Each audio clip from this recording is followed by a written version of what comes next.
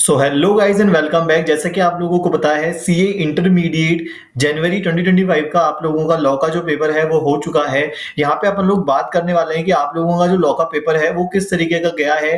Paper जो था definitely बहुत ज्यादा हार्ड था और यहाँ पे मैं इस पेपर को दूंगा 5 स्टार, 5+ के स्टार दूंगा मैं इसको डेफिनेटली, क्योंकि यहाँ पे पेपर बहुत अच्छा था और बहुत ही ज्यादा मतलब अगर किसी स्टूडेंट ने नहीं पढ़ा है तो उसको डेफिनेटली बहुत ज्यादा दिक्कत हुई होगी इस पेपर को सॉल्व करने के लिए।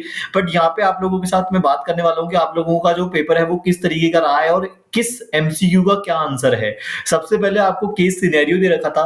केस सिनेरियो में आप लोगों को बता रखा है कि आप लोगों को इसमें केस सिनेरियो के अंदर से जो आंसर है वो निकाल के आपको इसके अंदर से आंसर छांटने हैं कि इनमें से कौन सा आंसर करेक्ट है।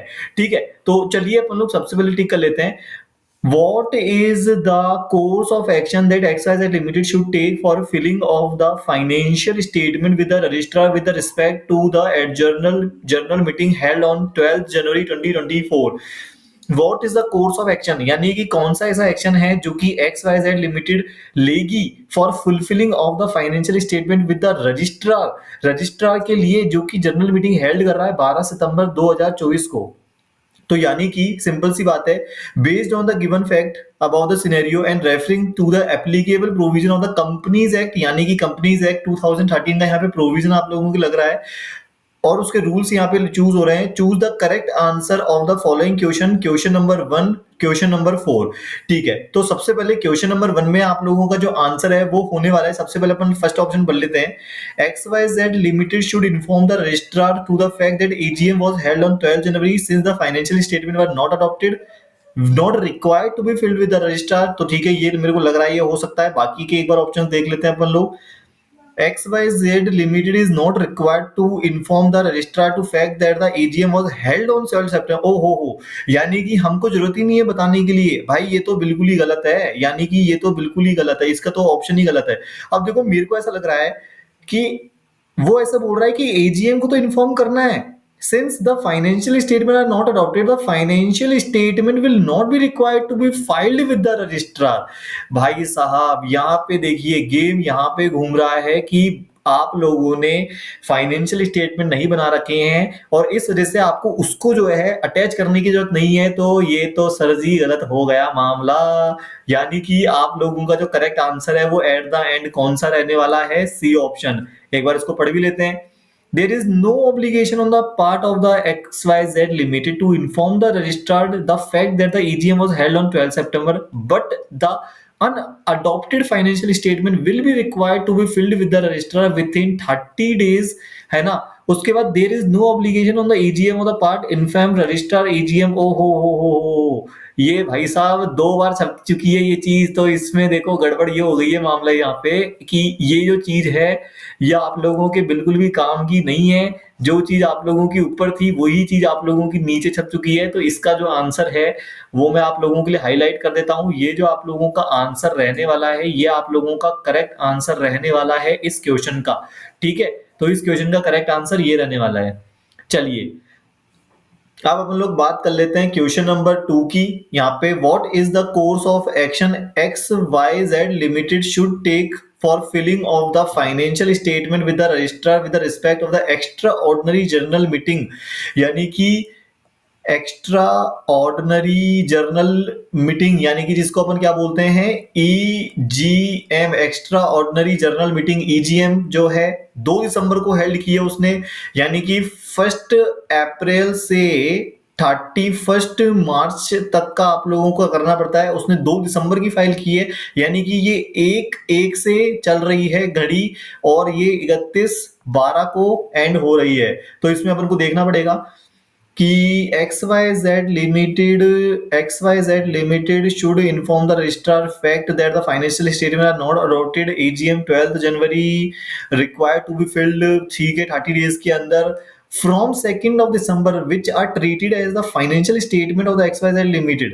ठीक है भाई, ये थोड़ा लग रहा है मेरे को इसका आंसर। एक बार और बाकी देख लेते हैं इसका आंसर, एक बार चेकआउट कर लेते हैं अपन लोग, है ना। एक बार देखो मैं ना पेन चेंज कर लेता हूँ, उससे थोड़े फील आएगी अपन को।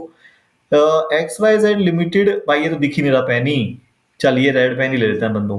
X Y Z limited required to inform the registrar. X Y Z को रिक्वायर्ड है, बिल्कुल भाई रिक्वायर्ड है एक्स वाई जेड को, क्योंकि देखो अगर आप लोग है ना एजीएम कर रहे हो, ईजीएम कर रहे हो, ये सब आपको R O C registrar of company को बताना ही पड़ेगा, कुछ भी हो जाए ये आप लोगों का कंपलसरी है कि आर ओ सी जो है कंपनी बताएगी ही बताएगी कि भाई हम लोग ये एजीएम है, ये ईजीएम है, तब कंडक्ट कर रहे थे, अब कंडक्ट कर रहे हैं, इतनी साल में हुई है, अब हुई है, ये सब आप लोगों को बताना पड़ेगा अगर आपकी कंपनी कंपनीज एक्ट 2013 के अंदर रजिस्टर्ड है तो।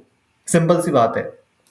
यहाँ पे देख लीजिए ये वही चीज बोल रहा है, 2 December which treated as the financial statement if treated as provision. बिल्कुल भाई इसका आंसर ये लग रहा है मेरे को, है ना। एक बार सी भी देख लेते हैं और डी भी एक बार देख लेते हैं। डेफिनेटली भाई इतने बड़े बड़े ऑप्शंस हैं, आप लोगों को कंफ्यूजन होगा, डेफिनेटली होगा, लेकिन इसके लिए ही आप लोगों को प्रैक्टिस करनी बहुत जरूरी है, अदरवाइज ये क्वेश्चन ऊपर से जाएगा आप लोगों के।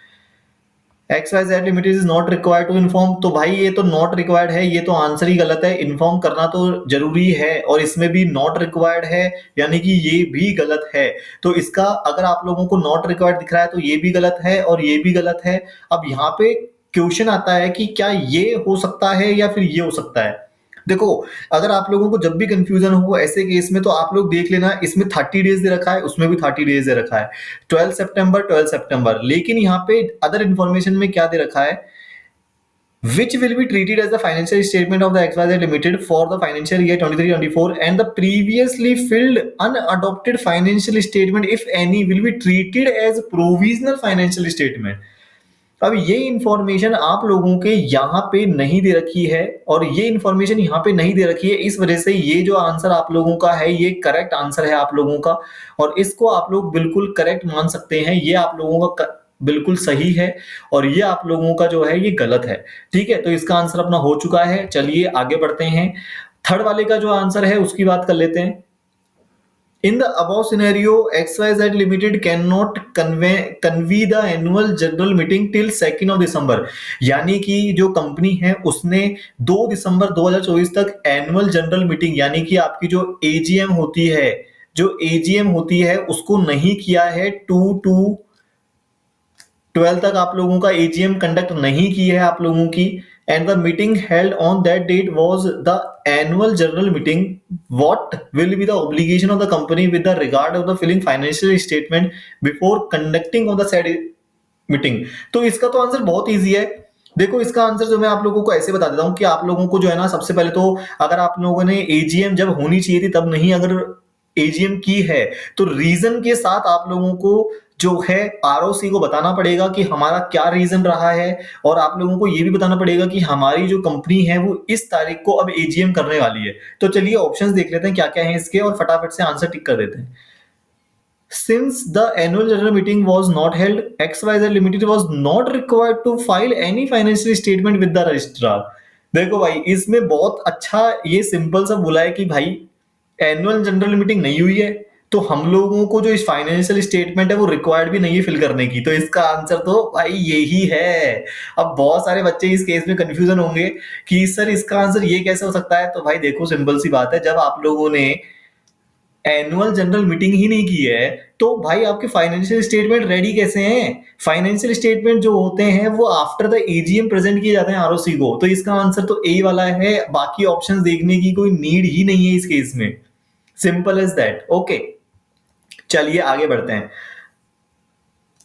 अब यहाँ पे देखिए, what is the course of action XYZ limited should take for filing of the financial statement with the registrar respect for the annual general meeting with the 5 September 2024 which could not be held on 5 September 2024। तो उसके regarding उनको क्या करना चाहिए। ओ हो, तो भाई इसका आंसर जो है बिल्कुल सही है, सी वाला ऑप्शन बिल्कुल करेक्ट है। There is no obligation on the part of the XYZ limited registrar के लिए could not be held want of quorum but the unadopted financial statement required to be filled with the period of 30 days from September 2024।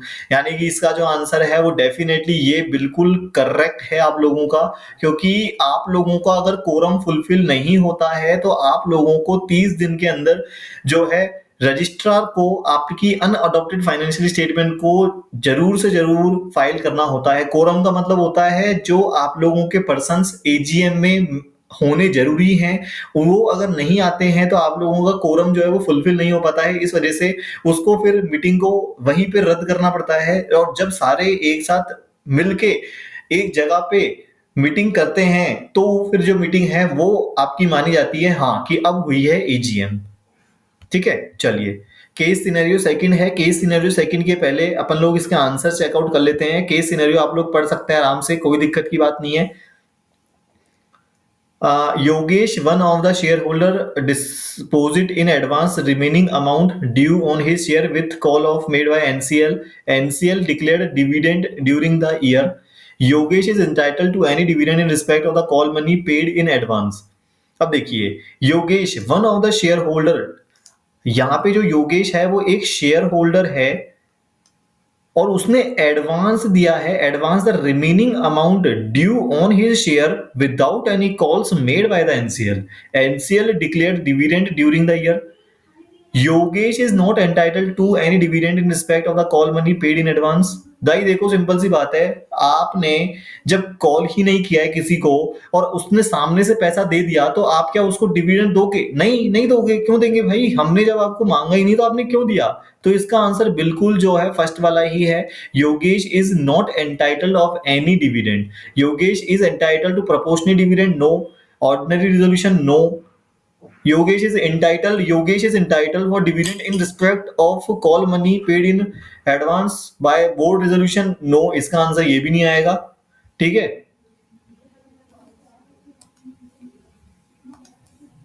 with reference to the board identified select group of 50% and issued private placement। भाई देखो, जब board ने 50% को select किया है और issue किया है प्राइवेट प्लेसमेंट। प्राइवेट प्लेसमेंट का मतलब होता है प्लेसमेंट, यानी कि आप लोगों का जो डिविडेंड है वो कुछ आप लोगों के सेलेक्टेड पर्सन को ही दिया जाएगा। And the applications duly following the required procedure under the corporate law. तो इसका आंसर जो है वो सी वाला है definitely. No company issuing securities under private placement shall release any public advertisement or utilize any media marketing distribution channels on the information public at large। तो इसका answer जो है सी वाला आप लोगों का बिल्कुल करेक्ट है। यहाँ पे देख लीजिए, the board of director of the NCL want to understand from Nirad the implications of 5% holding of BCPL. तो इसका जो आंसर है वो ये है कि बीसीपीएल में continue to hold 5% equity of the NCL. बिल्कुल सही है, ये चीज बिल्कुल सही है। तो इसका आंसर जो है डी होने वाला है। केस सिनेरियो थर्ड की अपन अगर बात करें तो केस सिनेरियो थर्ड में आप लोगों के जो आंसर्स हैं उसके अपन डिस्कस कर लेते हैं। Question number 8 and to question number 10 in light of the applicable provision of FEMA 1999। अब यहाँ पे फेमा के रूल लगेंगे और यहाँ पे जो है आप लोगों के जो रूल लगे थे वो मैं आप लोगों को बता देता हूँ किसके लगे थे। कंपनीज एक्ट 2013, क्योंकि क्वेश्चन पढ़ के ही समझ में आ गया था, क्वेश्चन नंबर 5 से 9 के बीच में। ओके, केस सिनेरियो आप लोग पढ़ सकते हैं, ज्यादा कुछ इसमें इतना देखो टाइम मेरे को लगाने का कोई जरूरत है नहीं, आप लोगों ने पढ़ लिया होगा डेफिनेटली, है ना। तो इसको थोड़ा सा आप लोग एक बार देख लेना, बाकी तो मैं हूं यहाँ पे और कोई दिक्कत की बात नहीं है। अपन लोग यहाँ पे पूरा डिस्कशन कर रहे हैं इसके रिगार्डिंग कि इसका किसका क्या आंसर हो सकता है कंपनीज के रिगार्डिंग, कंपनीज एक्ट के रिगार्डिंग। अब यहाँ पे फेमा की बात हो रही है, ठीक है ना। तो फेमा में कौन कौन से रूल्स एप्लीकेबल होते हैं उसके अकॉर्डिंग अपन को देखना है। Considering the provision of FEMA 1999 decide upon the process of releasing container. अरे यार, इंडिया से इटालियन पोर्ट से इंडिया में आप लोगों का कंटेनर जो है वो रिलीज हुआ है, तो सिंपल सी बात है, AHBL shall have to obtain prior permission of the finance ministry of the finance department of economic affair for payment of the detention charges as it exceed the rates prescribed by the director general of the shipping। तो इसका जो answer है वो आप लोगों का रहने वाला है सी, क्योंकि डिपार्टमेंट जो है उसको बताना पहले से जरूरी है, अदरवाइज आप लोगों का वो वहां पे रिलीज नहीं करेंगे। ठीक है, considering the provision of the FEMA 1999 that can be legal terms regarding the investment of US dollar है भाई, ध्यान रखना, टोनी ऋषिकेश फार्म हाउस के लिए ले रहा है, तो इसका जो आंसर है वो सी वाला है। Mister Tony can not invest USD towards the farm house as being as a non resident.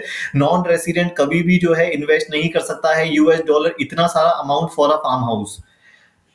Consider the provision of the FEMA, तो फेमा के प्रोविजन को कंसीडर करके mister Chopper as well as consultancy charges RBI should not required under the act. इसका जो answer है वो आप लोगों का होने वाला है बी वाला, US dollar 25,000 and US dollar 1 lakh respectively. Okay, इसका ध्यान रखेंगे आप लोग। The journal clause of the 1897 act is applicable, जो आप लोगों का 1897 का जो जनरल क्लॉज है वो एप्लीकेबल है to whole of the India including the union territory of Jammu and Kashmir. Whole of the India excluding, भाई इसका आंसर जो है वो बी वाला है। तो इसमें गड़बड़ हो सकती है आप लोगों की, तो इसका आंसर बी वाला है, ध्यान रखना, ये गड़बड़ का मामला था भाई इसमें। ठीक है, चलिए तो अपन लोग यहाँ पे 12th वाला क्वेश्चन देख लेते हैं। Where after partner's date business is continued in the same limited liability name as deceased person name as part shall not by itself. बिल्कुल सही है इसका आंसर ये, क्योंकि stabilized legal of any act है ना, तो उसके बाद आपको चेंजेस करने पड़ते हैं, कुछ भी हो जाए आपको। ठीक है, तो इसका आंसर आप लोगों का डी होने वाला है। केस सिनेरियो फोर्थ की बात करें तो फोर्थ केस सिनेरियो में आप लोगों को यहाँ पे जो है देखने को मिल जाएगा पूरा आंसर इसका। और केस सिनेरियो 4 का जो आंसर है आप लोगों को मैं चैट बॉक्स में बता दूंगा।